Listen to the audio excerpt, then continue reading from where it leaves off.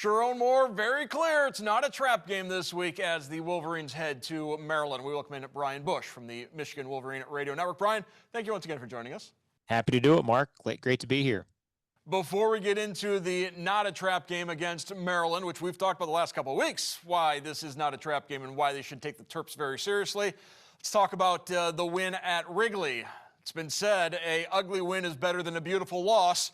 Wolverines did get the win.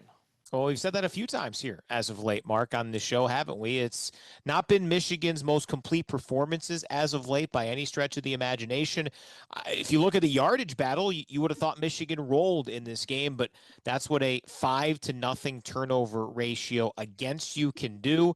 And frankly, Michigan was fortunate to get out of there with a win. Their defense still the leading unit in this group. Long way to go for the offense, probably much longer for the special teams to go if Michigan wants to get where they're hoping to get to this season.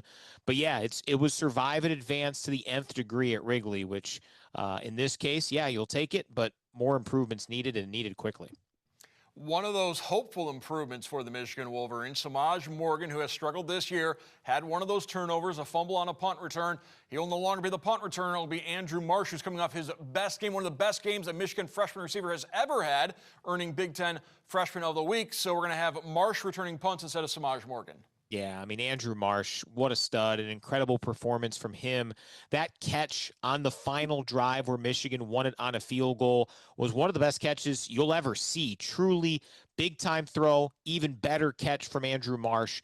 I mean, what he's been able to do in an offense that has been so tilted toward the run, remarkable. The fact he's a true freshman, that's the fun thing about this matchup this week are all the true freshmen, 18, 19-year-old kids who are out there showcasing their talents. And Michigan's got a really good one there in Andrew Marsh. I hear you saying true freshman. I can also hear plenty of coaches out there saying we're 10 games into a season. They're not true freshmen anymore. They're bordering on being sophomores. What do we make out of Bryce Underwood? Another not-so-great game out of Bryce Underwood as teams have been able to get more film on him and maybe discourage him a little bit, find ways to better defend Bryce Underwood a little bit, and that's why he has perhaps struggled the last couple of games. Yeah, I just think, Mark, he's doing a little bit or trying to do a little bit too much. And without Justice Haynes, sounds like he's going to be out again this week and potentially through the end of the regular season at least.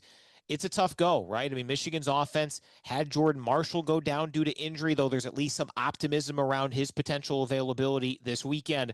But yeah, I mean, Michigan's in crunch time. Their offense has struggled. Maybe he is trying to do a little bit too much. And Bryce's talents, the skill set, the ability still showcases on film. Case in point with that incredible throw to Andrew Marsh down the stretch. Thought he made some very mature decisions on that final drive. The running attack for Underwood has grown as the season has gone on. But yeah, I think there have been a few throws there for him where he's had those freshman moments trying to be too much. There were a lot of expectations on Bryce Underwood, and I think he's handled them pretty well, all things considered. But hey, it's November. It's crunch time. It is the playoff mode that Michigan has been in for a while. And he's got to be cleaner. He's got to be more efficient, and he's got to avoid the turnovers for Michigan to be able to get the win this weekend and then next. That final drive giving some momentum to Bryce Underwood, also a lot of momentum to Dominic Zavada, the All-American kicker who has struggled throughout this season. Missed 2 field goals in Wrigley. Of course, the second miss, a 60-yarder, which he had the distance. It just was a little offline. How much of a confident boost is it for him to get that game-winning field goal to win the game? Well, it has to be because I think of all the things that have happened this year for Michigan, maybe the most surprising is Dominic Zavada. He was automatic. Max Bredesen told the story during the offseason that last year he had never seen Dom kick because he was so confident it was going to go in. He didn't feel like he needed to watch. I bet if he was able to emotionally watch on Saturday when that one that ultimately won it for Michigan went through, I bet he was because Zavada has struggled. Now, the ironic part of it is I think that 60-yarder might have been Zavada's best kick of the year. He was so close from 60, had every bit of the leg, missed by maybe a football length to the right, but the short field goal is not going in for Zavada. It's mind-boggling considering how automatic he was. Just the special teams as a whole for Michigan has been disappointing this year, and that was figured to be at least even, but probably a strength coming into the year. They have a chance to bounce back and make up for it here this week and then next. But yeah, I mean, Zavada, you kind of have to put him in these spots. What else are you going to do? And he has to deliver, because Michigan cannot leave points on the scoreboard or leave them on the field instead of being on the scoreboard. He's got to be better, and we'll see if that does it. Before the game, Michigan has another game. They're headed to Maryland for Saturday. In the last couple of years, we know a couple of things about Maryland. Mike Locksley's going to have a very good September. Mike Locksley's going to have some very talented players on the team. He's going to recruit the DMV pretty well, but it hasn't really translated into successful seasons. They've had rough Octobers, rough Novembers. This year's been more of the same. Now, Maryland did give Locksley the vote of confidence. He is going to be back in 2026. They're going to say they're going to put some more funds into the operations. One of those schools that's very eager to get that equity deal done, to get that infusion of cash, as Maryland and Mike Locksley looking to upset the Wolverines this weekend. Yeah, interesting timing with the vote of confidence from Maryland's athletic department. I think Locksley has done some good things, as you've laid out, but he's been there for a while, and it's been a struggle. Now, I will say about the game before the game, 2 years ago, Michigan's national championship season, it never felt put away. It never felt easy for Michigan when they went to Maryland in this spot with, let's face it, a pretty significantly better team in 23 than Michigan possesses right now. Maryland was probably better that year as well. So this is not an easy spot. This is not a gimme, especially when you have narrow one possession wins over the last 3 weeks over Purdue and Northwestern. Certainly not a blowout against the Michigan State team that's still without a Big Ten win. So this is not an easy spot. Malik Washington has shown flashes similar to Bryce Underwood as a true freshman quarterback. So yeah, Michigan's got to bring it. And I don't think there will be much of a look ahead to Ohio State, just because Michigan hasn't played well enough. They haven't played, I think, a solid to good game for where their talent is since Washington, which is more than a month away by the time Saturday rolls around. So yeah, in other years, you might worry a little bit about that look ahead.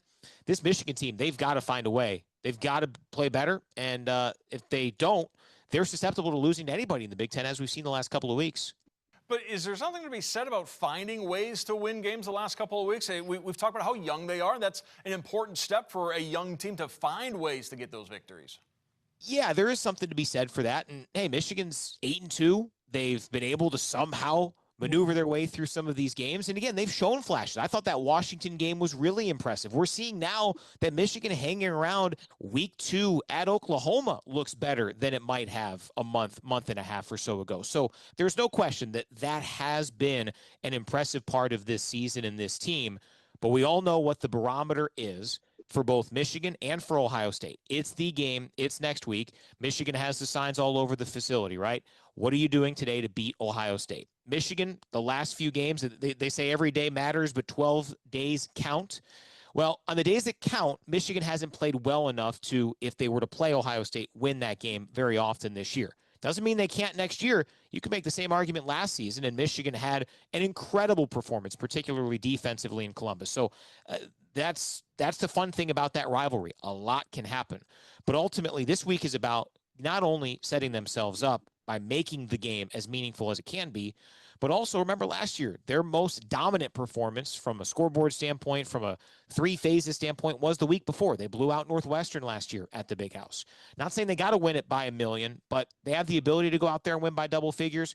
It'd be helpful going into Ohio State to generate some of that momentum. Last time Michigan played at Maryland, they celebrated the 1,000th program victory. This time they're hoping to get the 9th victory of this season. I want to thank Brian Boesch from the Michigan Wolverine Radio Network for joining us. Thank you once again, Brian. All right, Mark. Thanks, man.